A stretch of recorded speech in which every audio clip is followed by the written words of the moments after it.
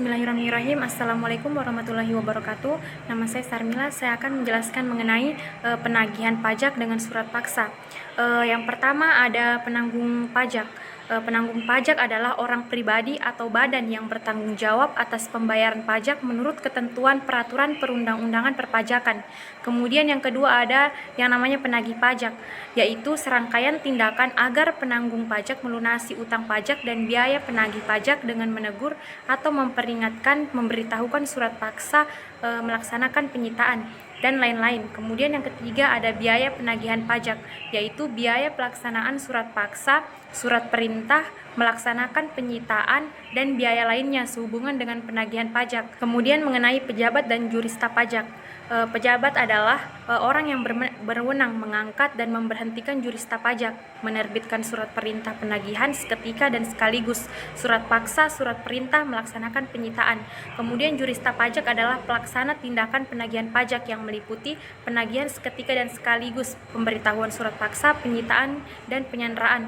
Kemudian tugas jurista pajak adalah melaksanakan surat perintah penagihan seketika dan sekaligus serta memberitahukan surat paksa.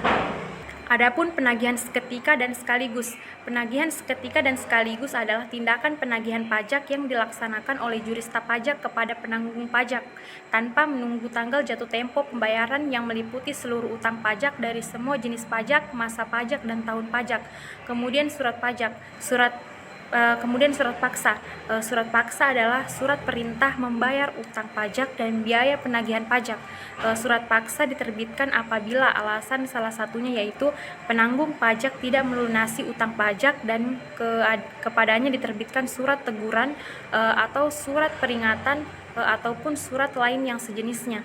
Kemudian penyitaan. Penyitaan adalah tindakan jurista pajak untuk menguasai barang penanggung pajak guna dijadikan jaminan untuk melunasi utang pajak menurut peraturan perundang-undangan. Adapun barang yang disita adalah barang bergerak, contohnya mobil, perhiasan. Kemudian barang tidak bergerak seperti tanah dan bangunan. Kemudian lelang. Lelang adalah setiap penjualan barang di muka umum dengan cara penawaran harga secara lisan ataupun tertulis melalui usaha pengumpulan peminat atau calon pembeli. Kemudian apabila utang pajak atau biaya penagihan pajak tidak dilunasi setelah dilaksanakannya penyitaan, pejabat berwenang melaksanakan penjualan secara lelang terhadap barang yang disita melalui kantor lelang. Lalu tentang pencegahan dan penyanderaan.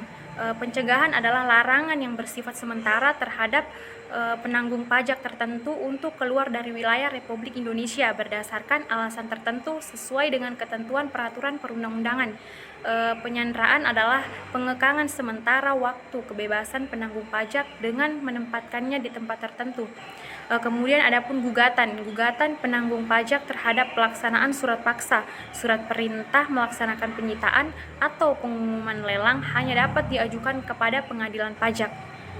Kemudian adapun permohonan pembetulan atau penggantian, penanggung pajak dapat mengajukan permohonan pembetulan atau penggantian kepada pejabat terhadap surat teguran atau surat peringatan atau surat lain yang sejenis, surat perintah penagihan seketika dan sekaligus, surat paksa, surat perintah melaksanakan penyitaan, surat perintah penyanderaan, pengumuman lelang, dan surat penentuan harga limit yang dapat penerbitnya terdapat kesalahan atau kekeliruan.